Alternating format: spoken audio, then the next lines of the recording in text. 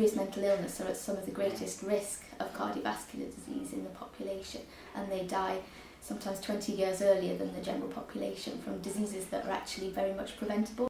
They're not dying of things like self-harm or suicide. They're dying of things that are related to their physical health problems in terms of cardiac problems, those health issues really that the rest of society suffer with. So being overweight, smoking, having high cholesterol, high blood pressure.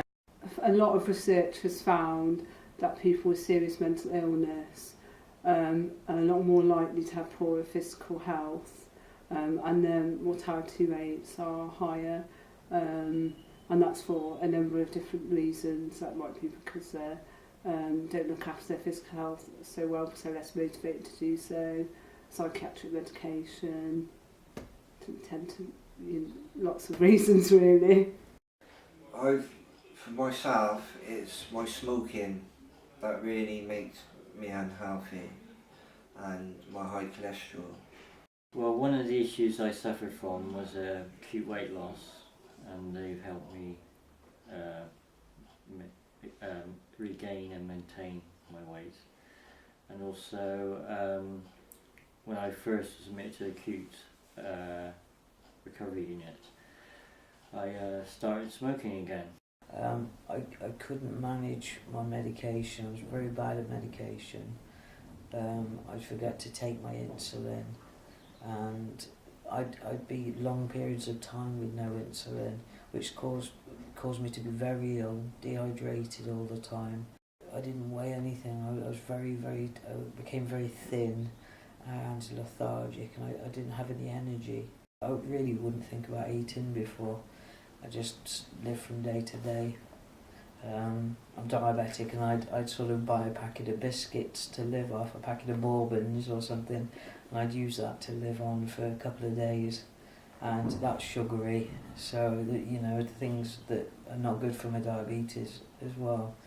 So together, NHS Foundation Trust are one of our pilot sites who are implementing the Leicester tool.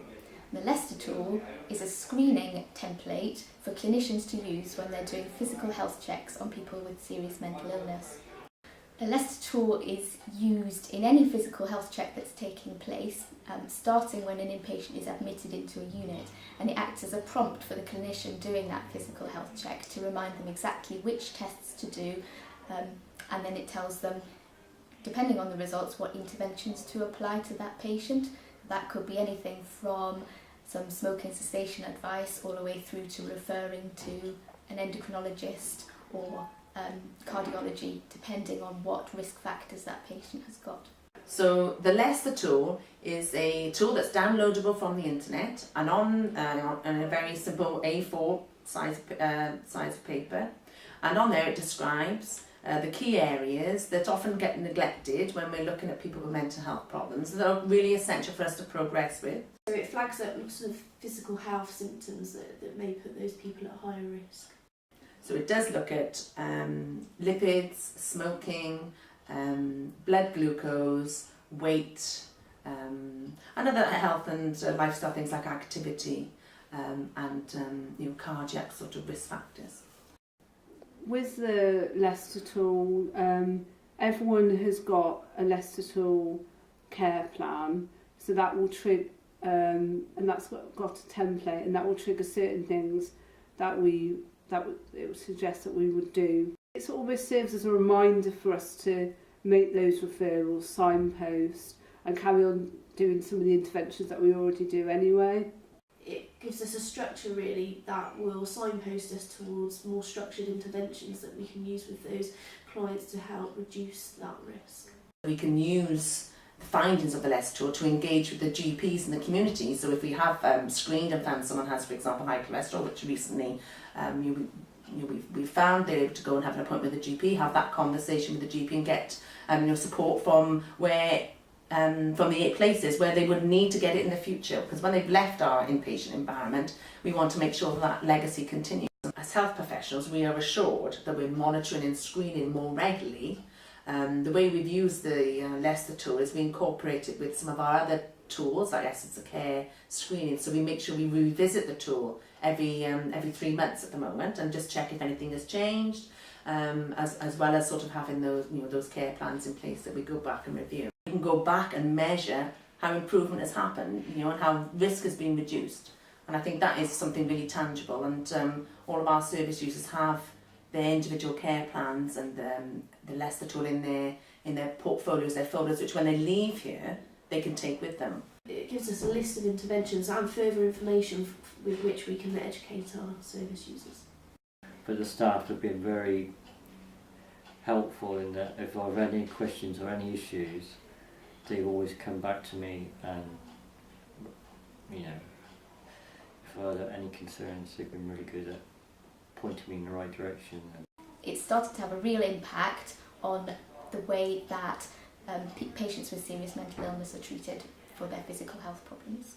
She put me in contact with a smoking cessation guy who was really helpful and talked me through all the different options I could go through, and then he suggested 2. There's a patch and a spray, and I went with his recommendation and been smoke free ever since. I've been offered smoking cessation as a way to try and cut down and stop smoking, which involves things like nicotine patches, lozenges, inhalators, things, I don't know what they are, but yeah, and that to help me stop smoking. It has helped us to give them information, to educate them and recognise maybe where they need to increase their exercise levels. I practice both Tai Chi and Wing Chun daily, but I train once a week with classes. Also, I took up running, and you know, it's just great because, you know, if you're a smoker, your lungs are just barking at you every step you take, but now it just... They've helped me here by treating the bipolar with medication, and that in turn has allowed me to see my diabetes and to try and get a routine of looking after myself. So yeah, so it's been really great to try and tackle the bipolar, the mental side. When that's better, it started treating my diabetes, and that's sort of where I am now, really, is treating my diabetes to become well. Here at Honeybourne, they have bikes that are owned by the Honeybourne that are used for patients to go bike riding to gain a way of being healthy. They do groups like Healthy Living, which looks at calorie intake and things like that. And they also do a boot camp, which looks at all different types of things, which is a group educational session about teeth problems, volume of fluids that you should drink, skin care and sexually transmitted diseases, and just all sorts of things really. Named meals, given me ideas about meals, calorie counting, and they've also changed my doses of insulin to match my activity, diet, everything.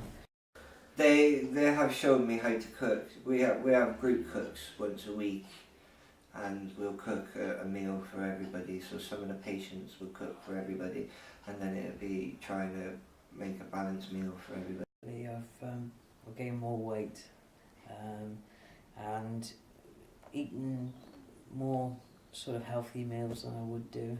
The evaluation results aren't in yet, but anecdotally, a lot of the staff are telling us that they're already starting to identify patients with conditions like type 2 diabetes much earlier than they might have done usually without the Leicester tool. And in some of our units, including this one, that's meant that patients have been picked up and been treated much earlier for type 2 diabetes, which is brilliant. For quite a lot of our patients, the Leicester tool has been quite important. It's actually helped to diagnose 2 patients with type 2 diabetes, like sort of one sort of borderline and one who did actually come out as being type 2 diabetes, and that was through initially doing all the blood tests, and then they were linked up to their GP, and then the diabetic nurse, and all the sort of diabetes checks that you would then have from there. Since I've been doing the Tai Chi, my blood pressure is normalised, and I've also, obviously because I'm healthier since I've quit smoking again, I'm more able to engage in physical activities, so I've also taken up another martial art, which I think everyone should do because it's good for mind, body and soul. I just feel better. I don't feel so drained. I just feel better for it, really. And I just feel fresher and just feel more energetic and more motivated to do things rather than just sit around and be a couch potato. I feel like I can go out there and get a job and achieve doing daily things. So. When I first noticed my blood pressure was gone to normal after doing the Tai Chi, I thought, oh, maybe it's just a coincidence. But as it's been normal ever since, I just think, wow. Fantastic. It's been really useful in my life. It's made a hell of a difference. It's really good. I also have more energy, more positive outlook. Martial arts teaches you discipline, but also it's good for the Tai Chi is for mind, body and soul. You know, it's the complete package, and it helped me with anxiety issues as well as my physical health. It helps calm the mind, put you in a good place. I think the challenges for the future are how do we make sure that the great benefits that we've experienced in our units around using the Leicester tool to help improve people's physical health. How do we make sure that that happens for everybody in the community, for our service users that are not in 24-hour care, where we've got lots of resources and we're very passionate about making sure we help improve people's physical health and help people get ownership for themselves so they can go out and make these things happen, make healthy life choices. I would definitely recommend the tool. I think it's a really necessary tool for us to have in this healthcare setting, as we do have a lot of our service users are at higher risk of cardiac disease.